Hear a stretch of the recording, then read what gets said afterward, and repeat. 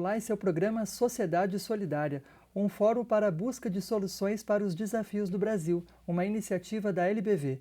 Na edição de hoje, falamos sobre a proteção das crianças na primeira infância, essa fase que vai da gestação até os 6 anos de idade, com a importância de criarmos condições sociais para que todas as famílias possam educar os seus filhos nessa fase tão crucial do seu desenvolvimento da melhor maneira possível. Quem conversa conosco sobre o tema, compartilhando também a experiência dessa instituição no assunto, é a representante da Fundação Maria Cecília Souto Vidigal, Gabriela Aratangi Plusenic. Ela é coordenadora de programas na organização e vai tratar conosco a respeito de boas práticas, experiências de sucesso dentro do assunto. Bom, primeiramente agradecemos em nome da LBV pela presença da Fundação aqui hoje. Sejam sempre muito bem-vindos. Obrigada, Daniel. Para nós é um extremo prazer estar aqui. Esse programa é de relevância nacional e a importância da primeira infância está sendo colocada como pauta da LBV, para nós é uma grande satisfação.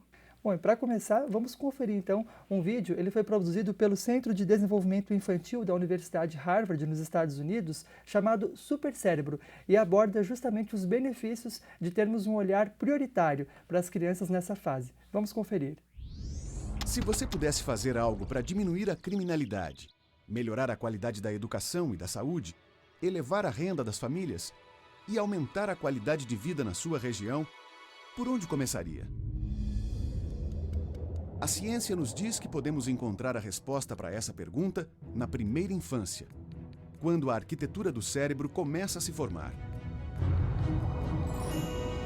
A arquitetura do cérebro tem início nos primeiros anos de vida e continua ao longo do tempo, moldada pelas experiências vividas.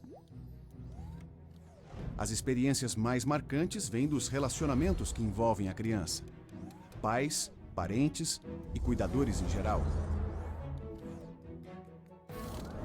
Mas problemas graves enfrentados logo no início da vida podem interromper o desenvolvimento saudável do cérebro. E na medida em que se fica mais velho, é muito mais difícil modificar a arquitetura do cérebro e também o comportamento. Ou seja, o que acontece na infância deixa marcas para toda a vida. Agora imagine que você pode fazer algo para melhorar o desenvolvimento das crianças e aumentar a qualidade de vida dessa comunidade. Quando e onde essa ação teria maior impacto?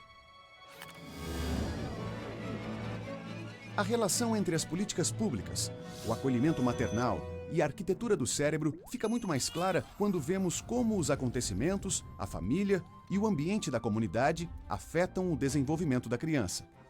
Por exemplo, digamos que o governo queira fazer da sua comunidade um lugar mais seguro, ou melhorar o aprendizado das crianças, ou diminuir os gastos com doenças crônicas. Uma criança que cresce em um ambiente assim, provavelmente vai sofrer menos estresse e vai ter mais oportunidades de aprendizado. Isso leva a uma arquitetura cerebral mais sólida e a uma estrutura mais apta a superar as dificuldades. Isso prepara a criança para ter sucesso na alfabetização e desenvolver outras habilidades no começo da vida. E, posteriormente, leva a um melhor aproveitamento das aulas e à redução da evasão escolar. Experiências positivas na primeira infância também podem diminuir a ocorrência de obesidade, diabetes e doenças cardíacas. Aumentar os níveis de educação e saúde pode ter efeitos positivos para toda a sociedade. Redução da criminalidade, aumento da renda e elevação da arrecadação de impostos. Políticas públicas têm impacto sobre as pessoas e as comunidades. Isso quer dizer que fazer escolhas apropriadas que promovam o desenvolvimento saudável do cérebro na infância pode afetar a saúde, o comportamento e o aprendizado por toda a nossa vida.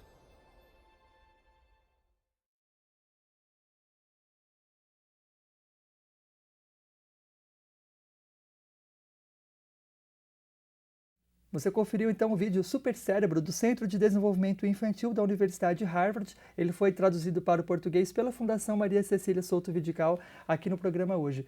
Bom, primeiro a gente viu alguns dos estresses tóxicos, como são anunciados, os problemas, os obstáculos que atrapalham o desenvolvimento das crianças nessa fase a partir de uma realidade internacional que o vídeo mostrou. Agora, aqui no Brasil, quais são as nossas realidades e desafios nessa área? Eu agradeço pela pergunta, porque é justamente isso que nós buscamos dia a dia trabalhar. A Fundação Maria Cecília, ela tem como missão gerar e disseminar conhecimento sobre a importância desses primeiros anos de vida, que vão desde a gestação até os 6 anos de idade, né? Então, a partir do momento em que o nenê, mesmo dentro da barriga, começa a sentir os batimentos cardíacos da mãe, começa a ter contato com a voz da mãe, lá no finalzinho, no terceiro trimestre da gestação, já é possível pensar em estimulação, pensar em cuidado, pensar em promoção do desenvolvimento infantil. O que acontece é que os fatores de estresse são universais. Né? Pobreza, maus tratos, negligência.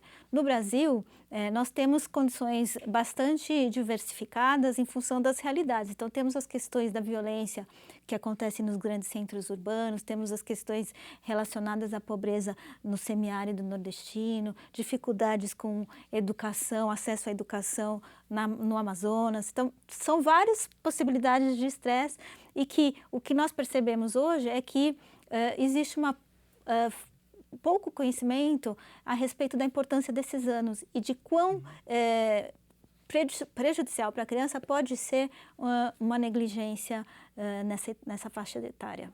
Agora, nessa idade, que tipo de intervenção é possível fazer e até para monitorar os resultados? Porque, diferente de uma criança mais velha, que já verbaliza, se expressa por escrito, os mecanismos para você verificar o progresso, eles são, entre aspas, mais fáceis, né, mais evidentes. Agora, numa criança, às vezes a coisa parece um pouco mais subjetiva, né, uma criança ali numa fase tão inicial de desenvolvimento. Quais são os meios que se encontram, então, para intervir e verificar também o impacto disso?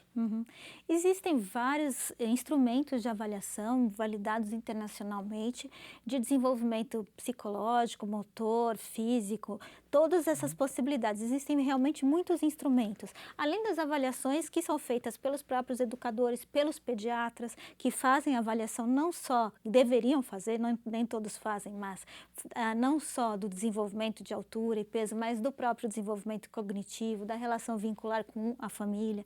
Então, existem muitos mecanismos de olhar para isso.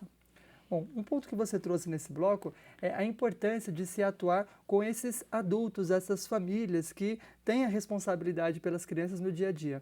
E é sobre isso que a gente vai falar no próximo bloco, como preparar toda a comunidade, desde as políticas públicas até a pessoa que no dia a dia acompanha passo a passo o desenvolvimento da criança, para que a gente possa ter um Brasil com mais oportunidades para todas as crianças. O programa Sociedade Solidária recebe hoje Gabriela Aratangi Plucienic, coordenadora de programas da Fundação Maria Cecília Souto Vidigal. Vamos agora a um breve intervalo e já voltamos.